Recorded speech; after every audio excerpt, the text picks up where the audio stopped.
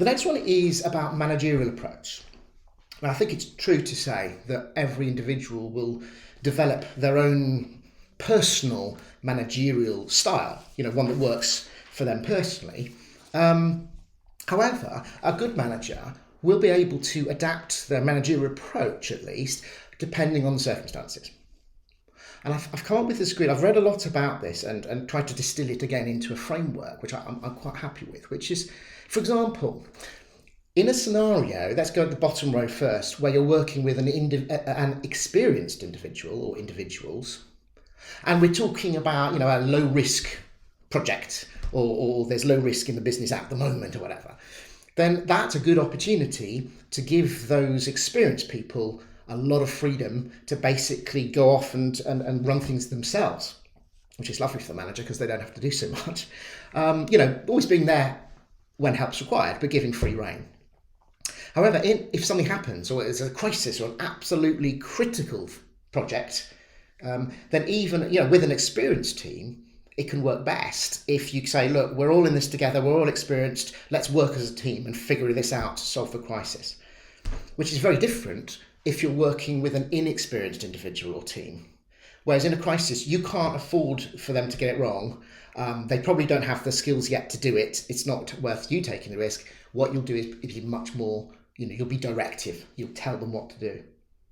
So you can see, depending on the experience level and the risk level, you can adapt your style to be a more effective manager and to help your team develop. The other one I wanted to share with you in the sort of managerial area is an approach I've used more than any other ever.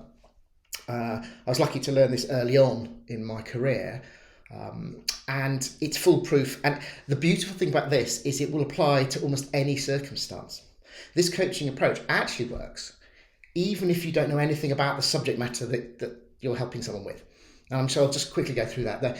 It's just a process you go through when someone is trying to solve something or has an issue, and you're, for example, their manager, or it doesn't have to be a manager, it can just be a colleague, anything. So you start by helping the person to clarify, what is the goal? What's the end result? What do you need to achieve? Sometimes just sitting down and helping someone have clarity on the goal helps, and everything else just falls into place. Not always, but sometimes. So that is a valuable thing to do as a manager. Then the next one is just a straightforward, okay, well, what's the current reality? How far along, how close to the goal are you? Where are the gaps? Where are the difficult gaps? What's the gap? And again, that helps people really focus, therefore, on what they need to do. And therefore, the next one is kind of like the person will naturally start to think, well, I could do this, or maybe I need to do that, or I could do this instead, or I'm not sure about that. The next part of the process is to ask them, okay, well, what are these different options? Pin them down, write them down even. And again, that's almost what you're doing there, is helping the person to think of how to solve their own problem. And then finally, sometimes there's more than one option to achieve the same thing. You ask the person, well, what will you do? And then you get them to commit. And that act of committing will often reveal whether or not, which is the right option, because if they commit to one and then realize, oh no, that really won't work, it can help them actually finalize what they really should be doing. That is foolproof. I use it all the time, and I would highly recommend you scribble that one down. I really, really, really, really would, if you don't know it already, that is.